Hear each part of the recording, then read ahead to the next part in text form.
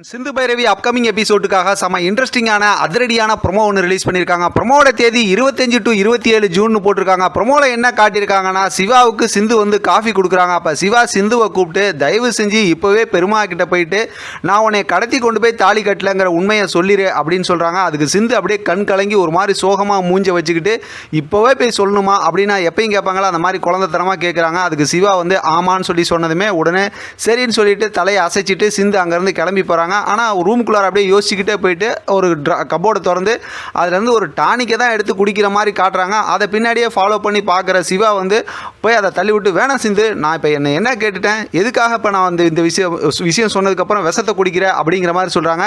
சிந்து வந்து அப்படியே ஆச்சரியமாக அப்படியே சிவாவோட முகத்தை பார்க்குறாங்க. கண்டிப்பாக அவங்க குடிச்சது டானிக்கு இந்த மாதிரி தான் இருக்கும், ஏதாவது காமெடி கலாட்டாக தான் பண்ணுவாங்க. அப்புறம் சிவா வந்து நீ சொல்ல வேணாம் அப்படிங்கிற ஒரு முடிவு எடுப்பார்னு நினைக்கிறேன். ஏதோ இதுக்கு பின்னாடி ஒரு பெரிய ட்ராமா இருக்குது.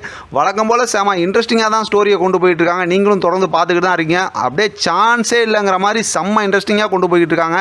இதை பற்றின உங்களோட கருத்து கமெண்ட் பாக்ஸில் தெரியப்படுத்துங்க. தொடர்ந்து ஆதரவு கொடுங்க. தேங்க்யூ ஃப்ரெண்ட், தேங்க்ஸ் ஃபார் வாட்சிங்.